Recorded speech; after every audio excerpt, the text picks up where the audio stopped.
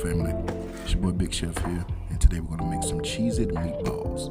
So to start off, we're going to get a little ground pork, a little ground beef, and then 3 eggs. Now I thought of this recipe because essentially whenever you make meatballs or whenever you make meatloaf, you're going to use, traditionally breadcrumb. You may use cracker crumbs, but using Cheez-Its kind of adds another different flavor. Now I'm using white cheddar Cheez-Its, but if you want to kind of switch it up and use the 4 cheese Italian or something else, definitely go for it. So of course we're going to take a handful of Cheez-Its. It really depends on how big your hand is. If you got small hands, you might need 2 handfuls. It really all depends. I got a pretty big hand, so 1 should be enough. Next we're going to add some good Worcestershire. Then I'm going to add some red pepper flakes for a little spice, a little ground cumin for a little smokiness. Then I'm going to add a little onion powder, a little bit of minced garlic, and then of course some Italian seasoning, a good mixture of parsley, oregano, and thyme. Then some garlic powder, a little pepper, and of course a little salt. Now you don't want to over salt because the cheeses themselves already have seasoning in them. Next we're going to claw this motherfucker. So make sure you get up in there. Don't be scared of it. Get all in there and incorporate all of those ingredients that you just put together.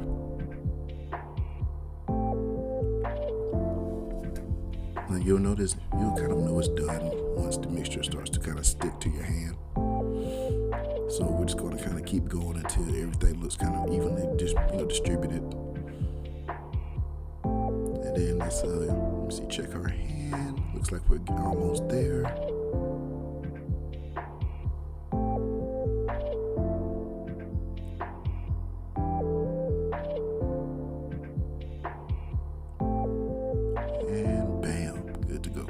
Perfect. Alright, so you want to kind of roll these out into golf ball size balls. If you want to make these smaller, you can. Marble size, it really just depends on what you're trying to do.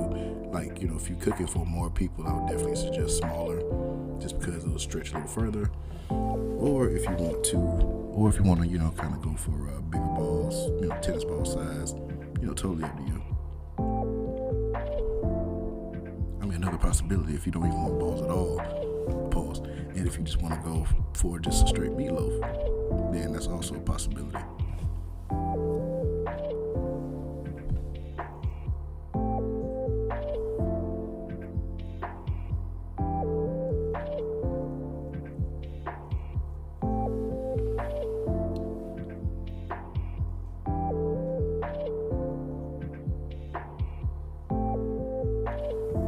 So I think I can get about 1 more in here. So let's go ahead and drop that down. Alright, so you're going to bake these fairly quickly, 450 for about 12 to 15 minutes, depending on the size of the meatballs. So you want to kind of do high heat with a short amount of time, and that should be enough. Next, we're going to do our marinara sauce. So to start off, we're going to use some olive oil, a little bit of chopped onion, a little bit of garlic.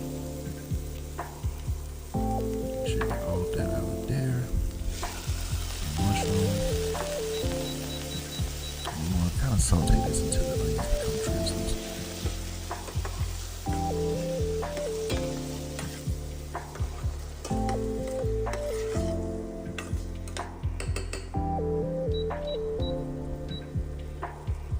Of course, if you don't like mushrooms, you don't have to put them in there. Personally, I like kind of the more earthy flavor that the mushrooms give off. I'm using canned mushrooms, but if you want to use fresh, have at it. Alright, so it looks like we're about done there. So then we're going to add our can of whole peeled tomatoes. I'm using a large can, should be about 8 tomatoes per large can.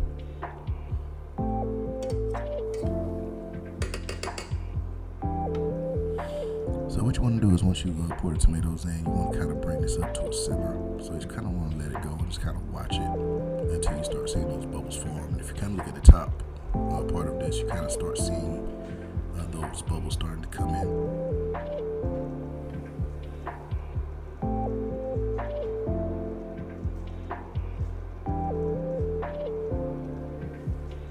Alright, and once you kind of get to the point to where those bubbles come in, you want to cover it, turn your heat down a tad, And then you want to let this go for about, I say 10 to 15 minutes. The goal here is really to get those tomatoes soft, because what's going to happen is we're going to take a potato masher and we're going to essentially crush them. Now, of course, you can buy crushed tomatoes already in the can. You can buy, the pureed tomato puree, but I think it's just better and you get a more robust tomato flavor whenever you just kind of use your hands and use those whole peel tomatoes. Don't be lazy. No extra work never hurt nobody. Alright, so now I'm going to get in with the potato masher and essentially going to mash up these tomatoes. I'm using a metal potato masher. The great thing about the metal kind is it's a lot easier to work with. It's not going to do all the bending and stuff that you'll get with that cheap black non-stick potato masher. So kind of want to make sure whenever you crush, you want to just mash, kind of mash and kind of do like a spin around a little bit. That really lets you know that you're getting all up in there.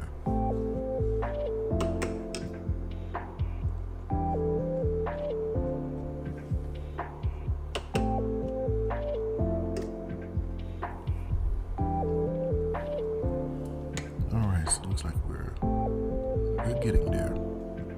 Like I said, a little extra work never hurt anybody.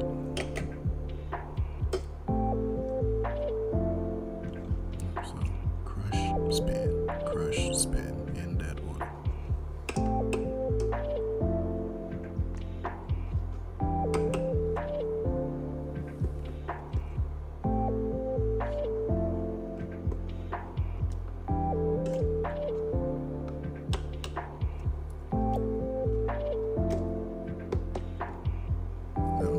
This sauce is, you can use this sauce for anything. If you're making some spaghetti and meatballs, or if you're just making spaghetti and you want to remain meatless, then this is also a good option for that. If you're making a lasagna and you just need some sauce to go with your lasagna, you can literally take this exact same sauce, add some ground beef, some ground pork, or whatever you want to add to it. Oxtails, it's your world. You do what you want to do.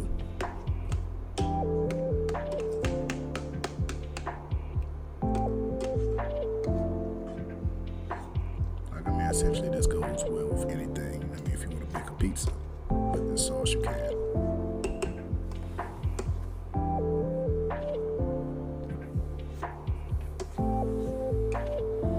It looks like we're almost getting there to a chunky and acceptable consistency. Now, later on, not shown in the video, I'm going to actually probably puree. I'm actually going to puree this. I'm going to either put it in a blender, or you can use a handheld emulsion blender. I probably recommend the emulsion blender. But if you don't have one, you can just put it in a regular blender. It's perfectly fine.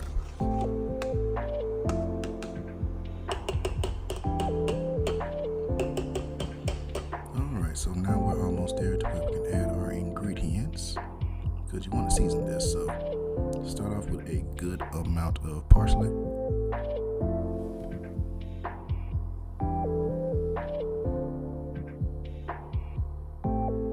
Some oregano, some basil. I'm using all fresh herbs here, and of course some anchovies. Now, I know, anchovies, you would think it's going to be like, why the hell are you putting anchovies in this? I promise you, you won't regret it. Anchovy really adds kind of a salty element. It's not fishy whatsoever. It's going to add just basically another depth of flavor. So of course you want to add a good amount of salt and pepper, but not too much salt again, because the anchovies themselves have enough seasoning in them. So we're going to stir this up until it gets all happy.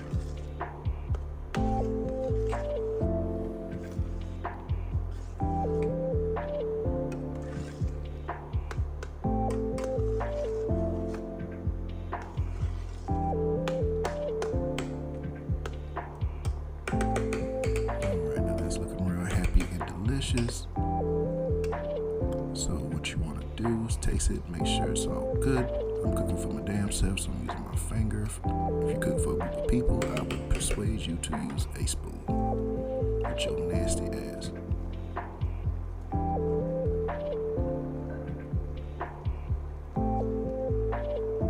Alright, so I'm gonna add one more thing here. I'm going to add some sugar. Now the sugar and the anchovies are going to kind of counterbalance one another. The saltiness of the anchovies along with the sweetness of the sugar is really going to make for a good, well-balanced sauce.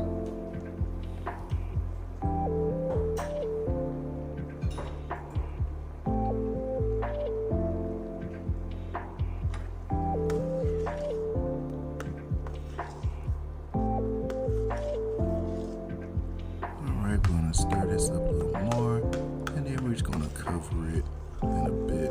And really what you want to do is let this go for about anywhere from 15 to 20 minutes to let those flavors really incorporate one another.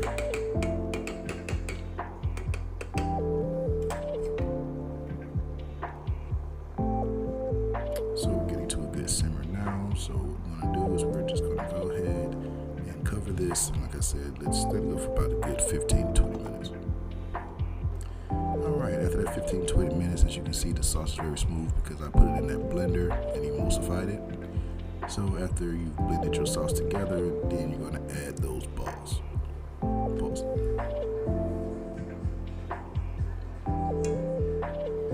you want to make sure your meatballs are fully submerged into the sauce, because what's going to happen is your meatballs are essentially going to soak up the flavor of the tomato sauce, or marinara at this point you can call it.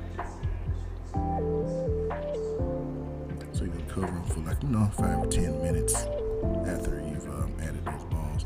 Or really you don't have to cover them, just kind of let them go and just let them do their thing. So to plate this up, I'm going to use kind of a smaller plate. You're going to take each meatball out. As you can see, that sauce looks amazing.